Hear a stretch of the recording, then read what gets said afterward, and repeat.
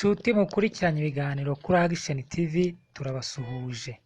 Uyu ni wa mwanya rero twabageneye wo kugenda tubacira mu binyamakuru hirya no hino tubagezaho ibintu babirimo kwandikwa. Ibintu abanyamakuru bababwira baba bafashe ibike bakandika, ari ibinyamakuru bya leta ari n'abanyamakuru bigenga, ugasanga amafoto arimo aracicikana hirya no hino ku mbuga. Ubu rero inkuru igezweho ni inkuru ivuga ko meya w'akarere ka Rubavu yegujwe ku mpamvu zikomeye. Meya w'akarere ka Rubavu yegujwe ngo kubera impamvu zikomeye. Inama njyanama y'akarere ka Rubavu yeguje Kambogo Ildefonsi wakayoboraga ashinzwe kutubahiriza inshingano no kutarengera abaturage. Yegujwe Ildefonsi Kambogo wayoboraga akarere ka Rubavu. Mu nama yabaye igitaraganya mu ijoro ryo kuwa gatanu Gicurasi umwaka w'2023 yanzuye ko meya Kambogo yeguzwa kubera kunanirwa kumva. 6 Gicurasi umwaka w'2023 nibwo hasakaye inkuru ko Kambogo Ildefonsi yegujwe ku nshingano zo kuyobora akarere ka Rubavu, hari gushakwa umusimbura. Umuyobozi w'inama njyanama ya Rubavu Dr Kabano Ignace yabwiye iki kinyamakuru nyine dukesha aya makuru, twabwiye ko ari amakuru twabageneye twabasomeye mu binyamakuru bitandukanye, aricyo bita umuseke, ko meya yavanywe mu nshingano n'inama njyanama kubera kutubahiriza inshingano ze. Umuyobozi w'inama njyanama ari we Kabano Ignace, Dr Kabano Ignace yabwiye iki kinyamakuru turimo kubasomeramo cyitwa umuseke ko meya yavanywe ku nshingano n'inama njyanama kubera kutubahiriza inshingano. Ati nta bindi twinjiramo cyane kuko ubu bari mu nzira z'amategeko kugira ngo hasohoke itangazo, ariko niko byagenze. Bati niko byagenze, dutegereje itangazo rimweguza rikaza guca ku karubanda abantu bose bakabimenya. Avuga ko meya Kambogo atabashije kuzuza inshingano mu bihe bisanzwe no mu bihe by'ibiza byibasiye akarere ka Rubavu. Ati ni uruhurirane rwa byinshi. Ubuyobozi bw'iki gihugu n'ubuyobozi bushingiye ku muturage. Uwananirwa gufasha umuturage cyangwa ashobora kunanirwa inshingano kubipimira ko adashoboye gufasha umuturage. Turahari kugira ngo tubungabunge gahunda y'igihugu yo kurengera umuturage. Ibyo nibyo umukuru w'injyanama arimo kuvuga. Ati ni uruhurirane rwa byinshi. Ubuyobozi bw'igihugu ni ubuyobozi bushingiye ku muturage. Uwananirwa gufasha umuturage cyangwa ushobora kunanirwa inshingano tubipimira ko adashoboye gufasha umuturage. Turahari kugira ngo tubungabunge gahunda y'igihugu yo kurengera umuturage. Bati turahari, tuzabireba rwose, utabishoboye tumweguze.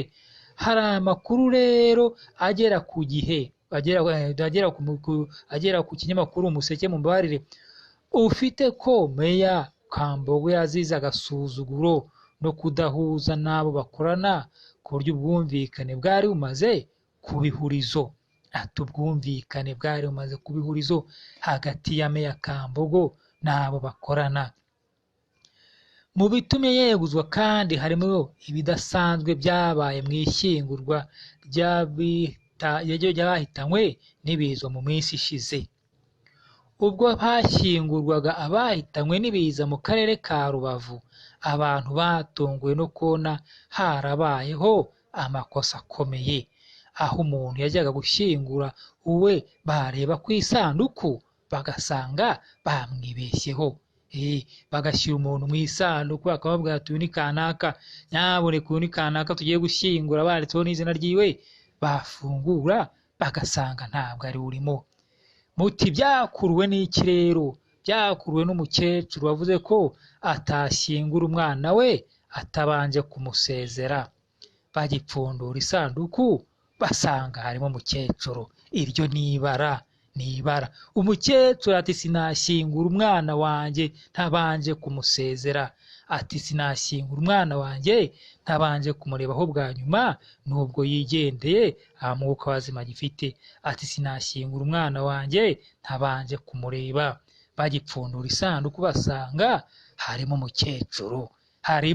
umukecuru. Byabaye ngombwa ko n'izindi sanduku zipfundurwa buri muntu akareba uwo mu muryango we agiye gushyingura. Batungurwa no kuba amazina ari ku musaraba ari ku isanduku atandukanye n'abitabye Imana bari mu isanduku. Umva ibara ryabaye. Byabaye ngombwa ko bapfundura amasanduku buri muntu akareba uwo muryango we agiye gushyingura. Batungurwa no kuba amazina ari ku musaraba. Murazi yuko bagiye gushyingura umuntu ku musaraba baba bashyizeho izina. Amazina ari ku musaraba ari ku isanduku atandukanye n'abitabye Imana bari mu isanduku. Amazina ari ku isanduku atandukanye n'umuntu nyirizina urimo. Amazina ari ku musaraba atandukanye n'umuntu nyirizina uri mu isanduku. Iryo ni ibara. Abayobozi bakuru barimo na Minisitiri w'Intebe Dr. Edouard Ngirente, umugaba w'ingabo n'abandi bagaye Meya Kambogo Ildefonsi, bamwereka ko asebeje ubuyobozi imbere y'abaturage. Ati uradukoze, ukoze ibara, uradusebeje, utwambitse ibintu tutashobora kwiyambura imbere y'abaturage. Ibi byose biritirirwa igihugu kandi ari wowe wabikoze. Hari ikibazo kandi cyaba mu bahitanywe n'ibiza bashyinguwe mu biringiti, maze akabwira abayobozi bamukuriye ko bashyinguwe mu masanduku. Umva nawe ngo abantu bashyinguwe mu masanduku kandi barashyinguwe mu biringiti. Umuntu agahagarara akabishinga hagati, agahagarara akabwira abayobozi bamukuriye ngo aba bantu bashyinguwe mu masanduku kandi barashyinguwe mu biringiti ku karubanda izuba riva. Hiyongereyeho n'ibindi bibazo byo kutumvikana n'abo bakorana mu buryo akazi kasaga nk'akahagaze mu karere ka Rubavu. Iyo abantu batumvikana ntabwo bashobora gukorera hamwe. Iyo abantu batumvikana ntacyo bashobora gukora. Iyo abantu batumvikana ntacyo bageraho. Ntacyo bageraho. Ubundi abatahiriza umugozi umwe ntabwo batashya batongana. Abakorera igihugu ntibagombye gucanamo. Abakorera igihugu bagombye kuba bafite umugambi umwe w'aho barimo kwerekera, bari mu cyerekezo kimwe. Byari bigeze ku rwego aho Meya Kambogo wazanywe na Gatabazi Jean Marie Vianney, umva umuntu wamuzanye akamuha agakoni k'ubuyobozi akamwicaza ku ntebe, bamwita Gatabazi Jean Marie Vianney wahoze ari Minisitiri w'Ubutegetsi bw'igihugu. Adakorana na uwo Kambogo, Meya Kambogo ndetse ubu ngubu ntabwo yari agishoboye gukorana na gitifu w'akarere ndetse n'abandi bayobozi, yitwaje ngo bamushyize ku buyobozi. Yashyizweho na Gatabazi Jean Marie Vianney waje akamwereka abana akavuga ati uyu ni we. Perezida wa Njyanama y'Akarere ka Rubavu Dr. Ignace Kabano yabwiye ikinyamakuru turimo kubasomeramo iyi nkuru Umuseke ko mu gihe cya vuba hasohoka itangazo rigena ufata inshingano zo kuyobora Akarere ka Rubavu. Dr. Kabano Ignace ati haraboneka vuba ugomba gufata agakoni akaba amusimbuye. Haraboneka vuba ugomba gufata agakoni ku buyobozi bw'Akarere ka Rubavu agasimbura uyu nguyu bambogoje Meya Kambogo Ildefonsi. Kambogo Ildefonsi yatowe kuba umuyobozi w'Akarere ka Rubavu mu Gushyingo umwaka w'2021, atowe n'abajyanama bagenzi be ku majwi 256. None mw'ibi bihe mu kwezi kwa gatanu mu mwaka w'2023 baramubogoje, bamuvanyeho, bari gushaka undi muntu wafata agakoni ngo amukorere mu ngata. Ariko agiye asebeje igihugu, agiye asebeje abanyarwanda, agiye abeshye.